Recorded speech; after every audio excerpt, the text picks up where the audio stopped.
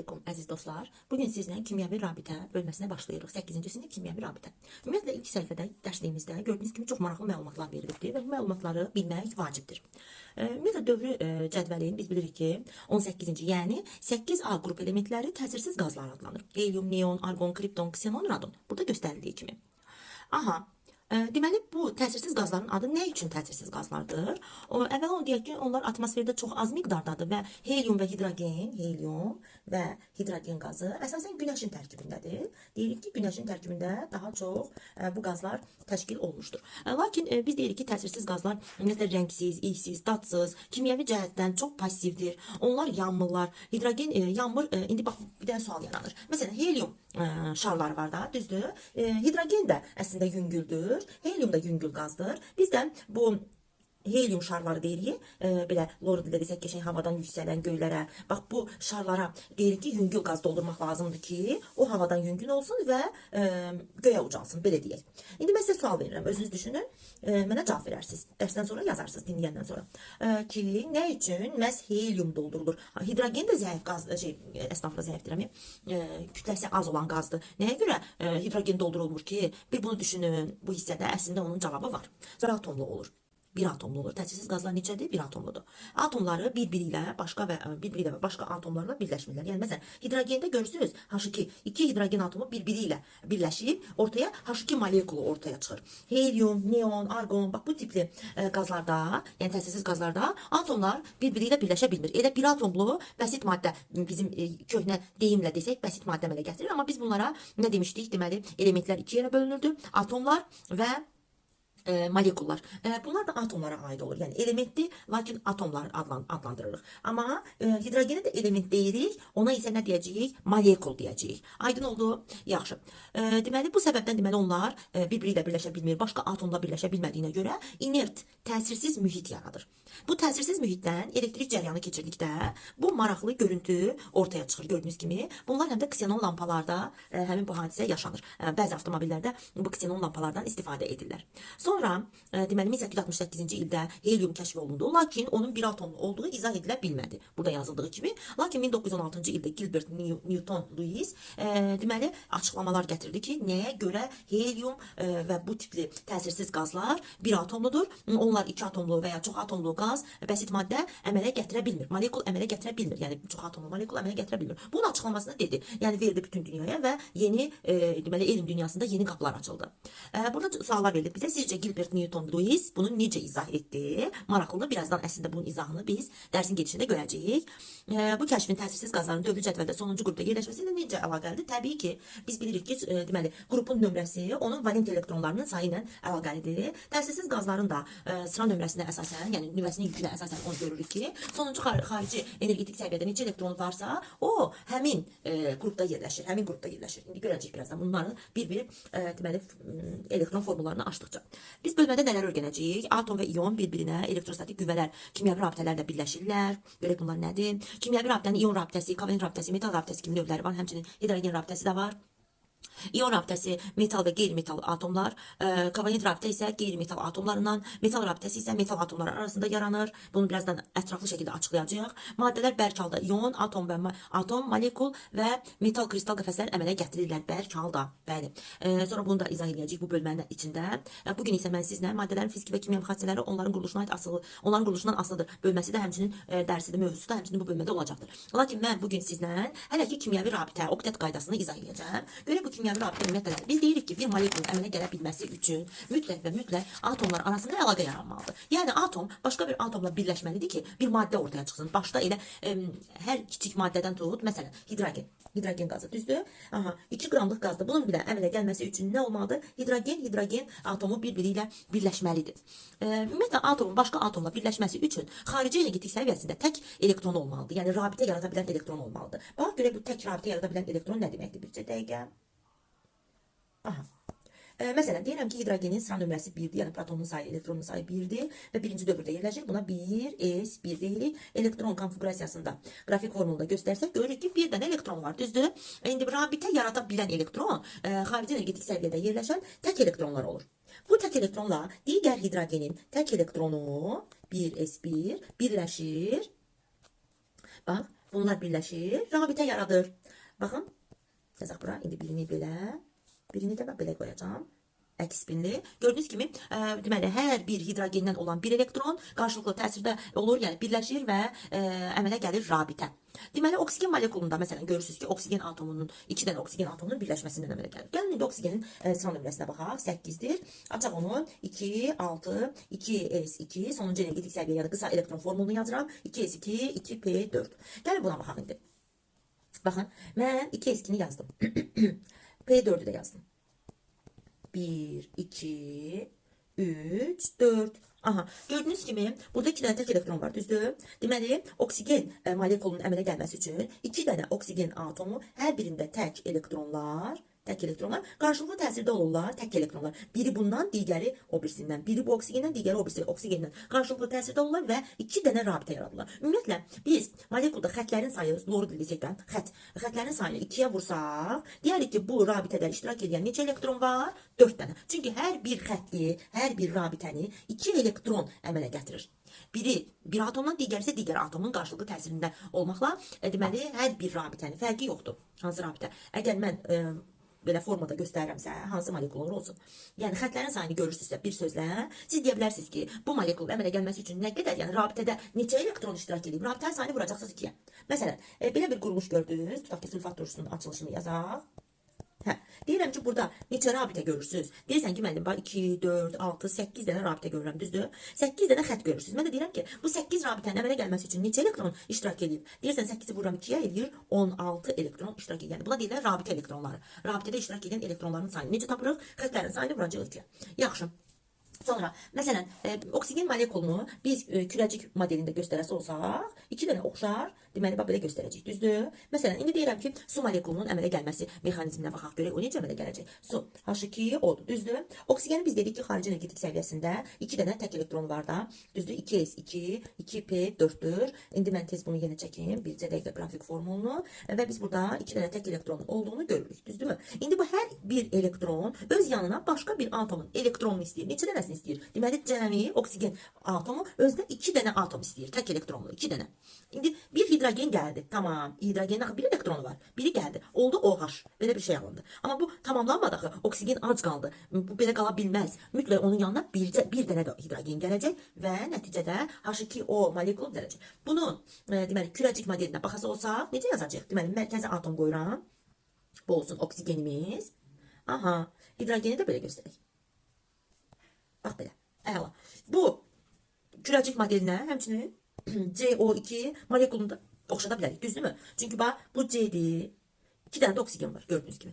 Aha, yaxşı. Deməli, biz ümumiyyətlə, burada bax, bu izahı sizə verdim. İndi mən demək istəyirəm ki, ümumiyyətlə, kimyəvi rabitə nədir? Deməli, atomların bax, bu əlaqədə, yəni tək elektronlarla bir-biri ilə qarşılıqlı təsiri, bir-biri ilə birləşməsi nə adlandı? Rabitələr adlandı da, kimyəvi rabitə. Ümumiyyətlə, nədir? Atom və iyonları bir-birinə birləşdirən elektrostatik qüvvələr kimyəvi rabitələr adlanır. Ümumiyyətlə biz dedik ki, yenə təkrar edirəm, elementlər eyni növ atomlardan təşkil olunur. Kimyəvi birləşmələri isə ən azı 2 fərqli atomdan. Məsələn, deyirəm ki, oksigen molekulu buna element deyəcəyik. Amma CO2 bayaq yazmışdım. Ən azından 2 dənə fərqli nə olmalıdır? Atom olmalıdır. Deməli, kimyəvi rabitəyə bir daha tərif verirəm. Atom və iyonları bir-birinə birləşdirən elektrostatik qüvvələr kimyəvi rabitələr adlanır. Kimyəvi rabitələrin əmələ gəlmə səbəbi atomların stabil hala keçməsidir, keçmə istəyidir. Stabil hal nədir? Ümumiyyətlə, indi onu izah edəcəm. Stabil hal, xarici energetik səviyyədə 8-ə tamamlamaq deməkdir. Xarici energetik səviyyəni 8-ə tamamlamaq. Buna oktet qaydası deyilir. Bu stabil hal adlanır. Yəni, atom özünü doydurur. Məsələn, kim deyək? Oksigenin özünü desək. Baxın, oksigenə. Bir də 8-dir, 2, 6. Hər kəs xarici energetik səviyyəsini ona yaxın olan təsirsiz qaza oxşatmaq istəyir. Hər bir element özünü, yəni qeyri-metallardan söhbət gedir, söhbət qeyri-metallardan gedir. Qeyri-metallar, bilirsiniz ki, köhnə cədvəldən desək, belə deyək də, 4-cü A qrupdan çoxalmağa başlayır. Demirəm hamısını, deyirəm çoxalmağa başlayır. Təbii ki, 3-də də var, 3A-da boru da biz qeyri-metal götürürük. Amma 4-dən 7-yə doğru qeyri-metallar çoxalmağa başlayır. Lakin ilk 1, 2, 3 qrup bizdə metaldır. Burada qayda başqadır. Bunu birazdan öyrənəcəyik. Əsasən 4-dən 8-ə hamı özünü neçəyə çatdırmağa çalışacaq? 8-ə. Aha. Hamı özünü neçəyə çatdırmağa çalışır? 8-ə çatdırmağa çalışır. Yaxşı. İndi gəlin oksigenə baxaq. Oksigenin xarici energetik səviyyəsində görə neçədir? 2s2, 2p4-dür. Mən də deyirəm ki, atomun stabil halı 2s2, 2p6-dır. Cəmlə eləyir neçə? 8. Buranı cəmlə eləyir 6. Neçəsi qalıb onun çatmağına? Deyirsən ki, ikisi qalıb. Deməli, 2 dənə elektron alan atom necə yüklənir? -2. Aydın oldu. Gördünüz, aldı -2-ni, tamamladı özünə 8-i. Bayaqlarımda göstərdiyi oxlar şəklində qrafik formulunu. Baxın, 2 dənəsi boş idi, düzdürmü? Aldı ikisini, tamamladı özünə. Deməli, oldu, tamamlanmış hala keçdi, oktet vəziyyətini yaratdı. İndi nəyə görə oktet vəziyyət biz dedik ki, devam edirik. Biz dedik ki, nəyə görə oktet qaydası deməli stabil haldır. Çünki belə deyək də, doğru da desək, atom burada doymuş haldadır, doyur təmiz. Onun tək elektronu qalmır sonuncu energetik səviyyəsində. Tamamilə özünü 8-ə çatdırır. Elə bir ki, düşünün ki, 8-ci qrupdakılar daha belə təsirsiz, aristokratlardır. Onlar heç kimdən birləşmə əmələ gətirmirlər. Çünki onlar doyublar, 8-ə tamamlayıblar, öz orbitallarını doldurublar da, belə deyək. Hər kəs də ona kimi olanlar 4, 5, 6 və 7-ci qrupda olanlar, axı biz qeyri-metallara nə demişik? Paxıldılar, qeyri-metallar bir-birindən almaq istəyirlər, qarşı atomdan almağa çalışırlar. Demişik ki, ən qüvvətli qeyri-metalımız flordur. Flor heç kimdən elektron, deməli, heç kim elektron vermir, hamıdan elektron alır. İndi düşünün ki, flor özü oturub 7-ci mərtəbədə 8-ə çatmaq üçün ona bir dənə pəkən lazımdır ki, o çatsın. Yəni mənfi yüklənir. -1. Elə bir ki, onun yükü olur. Deməli, oxlaşma dərəcəsi olur da, belə deyək. Flor normal halda, stabil halda 0. Deməli, bir dənə elektron alanda isə -1 göstərəcəkdir. Deməli, elektronlar oturduqları qrupa uyğun olaraq, deməli, elementlər, üzr istəyirəm, elektronlar deyirəm. Elementlər oturduqları qrupa uyğun olaraq özlərini 8-ə çatdırmağa çalışırlar. Məsələn, 5-ci qrupda olan bir element özünü 8-ə çatdırmaq üçün neçəsini almalıdır? Təbii ki, deyirəm ki, 5-dirsə 8-ə çatmaq üçün 3-ünü almalıdır. Yəni neçə yüklənəcək mənfi? -3 yüklənəcək. -3 elektron alacaq. Yəni 3 elektron alacaq, mənfi yüklənəcək. Aydın oldu?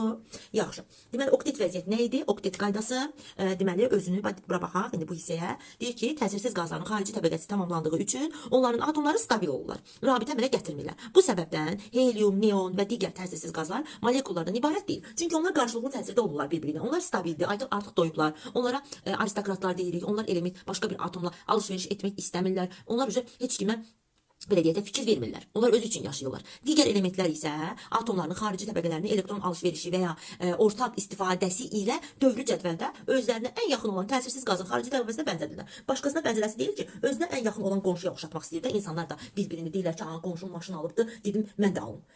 Gedib başqa binanın qonşusuna oxşatmırsan ki özünü, düzdür? Öz yaxın qonşuva, öz yaxın elementlər dilədir.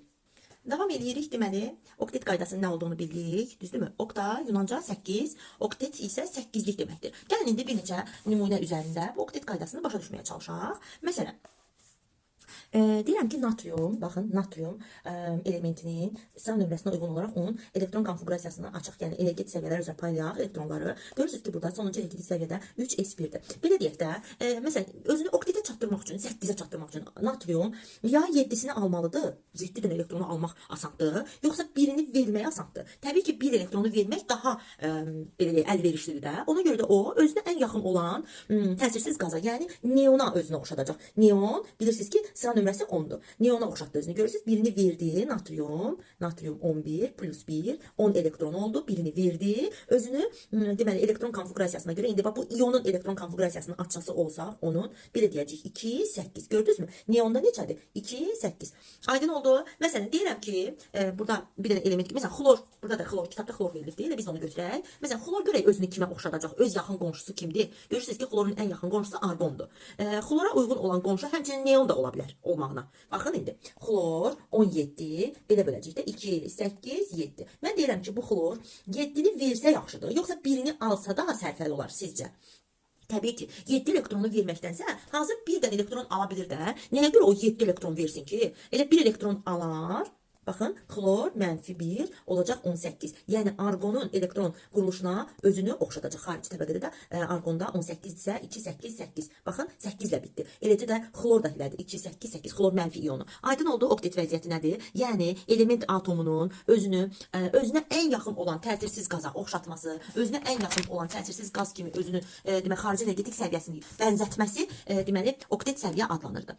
Sonra, məsələn, kimi göstərək, bir dənə də sizə alüminium deyəcəm. Məsələn, alüminiumun sıra nömrəsi 13-dür. Sizcə, bax, 2, 8, 3. bura 5 elektron alsa buna sərfəlidir, yoxsa 3'ünü versə sərfəlidir? Təbii ki, ümumiyyətlə biz demişik ki, metallar elektron alan deyirlər. Elektron alan atom deyirlər metallar. Metalların elə metallıq sözünün mənası açılışında biz görürük ki, metallıq elə elektron vermək deməkdir də. Yaxşı insanlar idi. Yadınızdadır, dövr sistemi keçəndə demişdim ki, metallar daha yaxşı insanlar, get-gedə dövr üzrə soldan sağa getdikcə qeyri-metallıq artır. Qeyri-metallıq zəif xarakterli, daha belə alan, çalan, çırpan, deməli polyar, yəni pıxıl elementlərə doğru gedirdik. Düzdür? Qeyri-metallıq, metallıq, qeyri-metallıq. Burada bir inkar var. Tamam. Metallar dediğimiz kimi elektron vermeyi seven bir atomlar olduğuna göre biz burada 3 elektronu verəcəyik. Onda bunun deməli iyon forması necə olacaq? Alüminium müsbət 3, 10 elektron özünü ən yaxın təsirsiz qaza deməli oxşatmış oldu. Baxaq burada alüminiuma. Baxın, alüminium 13, 18, alüminium 10. Bax, ona özünü oxşatdı. Çünki o 3'ünü vermək daha rahat oldu. Nəinki 5'ini almaq. Ümumiyyətlə biz demişik ki, metallar elektron almır. Aydın oldu? Metal elektron almır. Natrium onun kimi. Məsələn, kalsiyuma gəlin baxaq. Kalsiyum 20. Düzdürmü? İndi deyirəm ki, kalsiyum 20'ni gəlin açaq. 2, 8, 8, 2. Baxın. Sonuncu energetik səviyyədən əvvəldə 8 elektronu var. O oktet səviyyəyə daha yaxın. Ona görə bu elektronunu verəcək. Çünki metallar elektron alan deyil. Metallar elektron verəndir. Ona görə də o 2 elektronunu xarici təbəqədəki 2 elektronlarını verir. Nəticədə nə olacaq? Özünü oktet səviyyəyə, yəni argona çatdırdı. Baxın, ən yaxın təsirsiz qaza çatdırmış oldu özünü. Yaxşı. İndi isə baxaq kitabınızda dublet formanın izahını veribdir. İndi mən sizə onun izahını verəcəm. Deməli dublet forma nədir? Dövrü cədvəlinin əvvəlində yerləşən bəzi elementlər, hidrogen, litium, berilyum və s. heliuma daha yaxın olduğu üçün, məsələn kimlər? Bir də baxaq, hidrogen, litium, berilyum, heliuma daha yaxın olduğu üçün özlərini heliumun konfigurasiyasına oxşadılar. Yəni xarici energetik səviyyələrini helium atomunun xarici energetik səviyyəsinə bənzədirlər. Məsələn, deyirəm ki, hidrogenə gəlin baxaq. Hidrogen 1s1. Hidrogen 1 elektron özünə birləşdirir. Özünü heliuma bənzədir də. Olacaq deməli neçə? Heliuma baxaq. Helium 2. Görürsünüz? Baxın, 1 elektron alır. Birini yuxarı, birini aşağı yazaq, əks spinli yazaq. Bəli, olacaq deməli nə? H2 molekulu gördünüz, heliuma bənzətdi onu.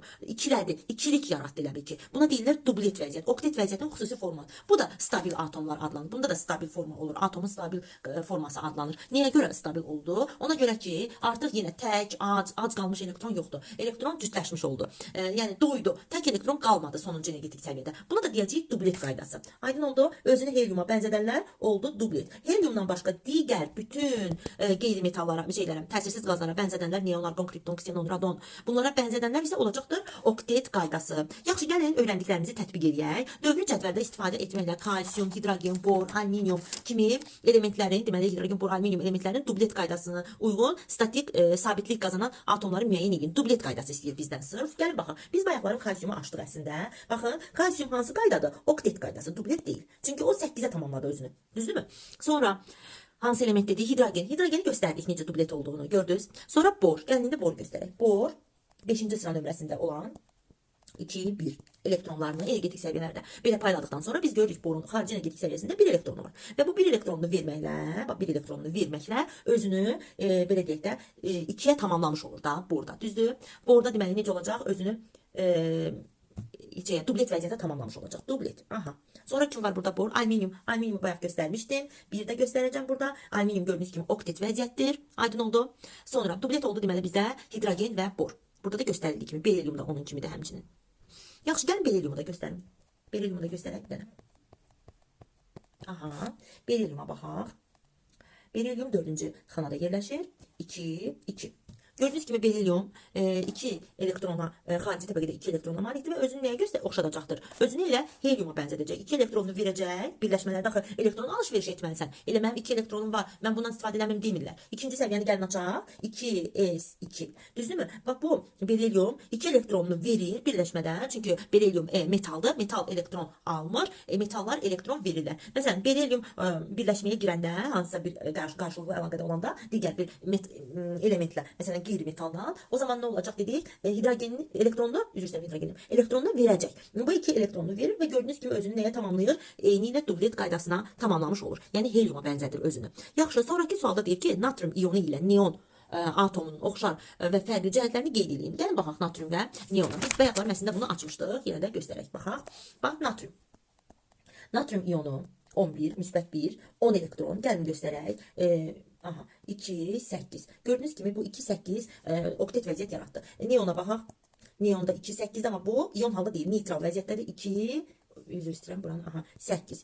Elektronların deməli energetik səviyyədə paylanması ardıcılığı belədir, eynidir, oxşardır. Lakin neonda atomdur, neytral atom. Yəni proton sayı elektron sayına bərabərdir. Lakin 2, 8 vəziyyətindəki natriumda isə proton sayı böyükdür elektron sayından. O kationdur. Artıq yüklü hissəcikdir, kation. Amma bu neytral atomdur. Fərqi budur. Neytral atom. Aydın oldu. Sonra nə deyir? Oktet qaydasını elementlərin metallıq və qeyri-metallıq xassələrini ilə əlaqələndirib. Bayaqlarını dedik. Məsələn, dedik ki, əgər element metaldırsa, o elektron verəcək, özünü oktetə çatdıracaq. Əgər qeyri-metaldırsa, o elektron alacaq, özünü oktetə çatdıracaq. Məsələn, deyirəm ki, flor. Gəlin flora baxaq. Flor 9-cu xanada yerləşir. Normalda stabil, deməli, əgər elektron verməyibsə, almayıbsa, neytral halda florun 9 elektronu var və mən onu sizə göstərirəm. 2, 7. İndi bu qeyri-metaldır. Qeyri-metal oktet vəziyyətə çatmaq üçün almalıdır. Onda flor 9, mənfi 1, 10 olacaq gördüyünüz kimi. Bu 10 paylayırıq, özünü neon kimi göstərəcək. 2, 8 görürsünüz. Amma indi məsələn, hansını deyək, həmişə elə natrium deyirəm, qoy bir dəfə kalium deyək. Kalium 19. Gəlin buna baxaq. 2, 8, 8, 1. Baxın, metallar isə özünü oktet vəziyyətə çatdırmaq üçün elektron verir, müsbət yüklənir. Qeyri-metallar alır, mənfi yüklənir, özünü oktet vəziyyətə çatdırır. Amma metallar isə oktet vəziyyətə çatmaq üçün elektronlarını, axırıncı səviyyədəki elektronlarını deməli neynirlər, verirlər. Ümumiyyətlə, xarici energetik səviyyədə biz dövrü sistem dərsində demişdik. Əgər 1, 2, 3 elektron varsa, bu metaldır. Tanımaq üçün deyirəm. Əgər 4, 5, 6, 7 elektron varsa, bu qeyri-metaldır. Ona görə 1, 2, 3 verib oktetə və ya dubletə çatırlar. 4, 5, 6, 7 isə alıb özlərini nəyə çatdırırlar? Oktetə. Lakin sonu 1, 2, 3-dən bitən, lakin qeyri-metal olan, yəni metal olmayan deməli elementlərimiz də var. Onlar kimlərdir? Bir dənə tez baxaq. Hidrogen 1 ilə bitir, helium 2 ilə bitir, bor neçə ilə bitəcək? Deməli 5-dir, 2, 3-dür gördüyünüz kimi. Sonra hansı var? Biz onu ümumi şəkildə ümumiləşdirib deyirik ki, 1, 2, 3-dən bitsə də bu nədir? Qeyri-metaldır. Elə bu. Hidrogen, helium, bor. Baxın, bunlar sonu 1, 2, 3 ilə bitsə də nədir? Qeyri-metaldır. Lakin biz nə dedik? Sonu 1, 2, 3 ilə bitənlər metal adlanacaqlar. Metal adlandıracağıq. Sonra öyrəndiklərinizi yoxlayan bölməsinə keçirəm. Öyrəndiklərinizi yoxlayan səhifə 40. Atomun kimyəvi stabilliyi nə deməkdir? Ümumiyyətlə cavabımızı bir nümunə ilə izah edin. Atomun kimyəvi stabilliyi bir də deyirəm, xarici təbəqədə NS2, NP6, yəni 8 elektrona tamamlamasıdır. NS2, NS2, NP6. Bax, bu stabillik deməkdir. Buna oktet qaydası deyilir. Oktet qaydası xüsusi halı dublet qaydası adlanır ki, o da atomun stabil halıdır. Özünü heliuma bənzədərlər. Oktet, neon, argon, kripton, ksenon, radon tipli təsirsiz qazların xarici energetik səviyyəsinə bənzədənlər isə dublet olacaq. Axırı 8-dən qurtarmalıdır. Sonra flor və alüminium atomlarının xarici təbəqənin oktet qaydasına uyğun tamamlanma sxemini tərtib edin. Gəlin baxaq. Florun biz demişik bayaqlar, heç bunu tezdən yazmayım. Flora baxaq. Gördüyünüz kimi flor özünü tamamlamaq üçün 1 elektron aldı. Alüminium isə 1 elektronu yeniləyəcək, 3 elektronunu verəcəkdi. Onu da yazmışdım bayaq. Tapa bilsək əgər. Eyb yox. Mən onun üçün sizin üçün tezdən yazacağam alüminiumu. Alüminium 13. Baxın 2, 8, 3. Biz dedik ki metallar sonu 3 ilə qurtarırsa bu metaldır. 1, 2, 3 ilə qurtarırsa metaldır. Metallar isə özünü oktet vəziyyətə, yəni doymuş, stabil hala çatdırmaq üçün elektronunu verəcək. Sonuncu xarici energetik səviyyədəki elektronu verəcək və özünü ona çatdıracaq. Flor isə gördüyünüz kimi 2, 7-dir. O isə birini alacaq, mənfi yüklənəcək. Bu da ona çatdıracaq. 2, 8 bunda, 2, 8 bunda olmuş olur. Özlərinin kimə çatdırdılar? Neona oxşatdılar.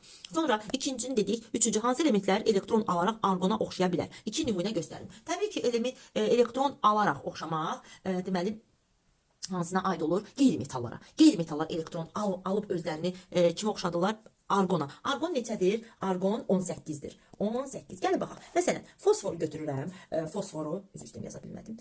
Fosfor 15-ci xanada yerləşir. Siz mənə deyin görüm, 15-dən 18-ə argona çatmaq üçün bizə neçə elektron lazımdır? 3, bəli, 3 elektron alırsa, bax 18-ə çatdırsa, bizə demişik, sol çıxsaq, necə eləyəcək? Mənfi 3. Deməli, 3 elektron alır, özünü çatdırır argona. Məsələn, indi deyirəm kükürt. Baxaq, kükürt 16-cı xanada yerləşir, 16-cı xanada yerləşir və özünü 18-ə çatdırır. Sol çıxsaq. Aha, necə olacaq? 16-dan 18-ə çıxar, mənfi 2. Mənfi 2 yüklənir. Amma yəni neçə elektron alır? 2 elektron alır, özünü argona oxşadır. Birinci dərsimiz bu qədər. Çalışmaların da izahını veririm. Başqa bir video çəkib deməli iş dəftərində izahını verəcəm inşallah.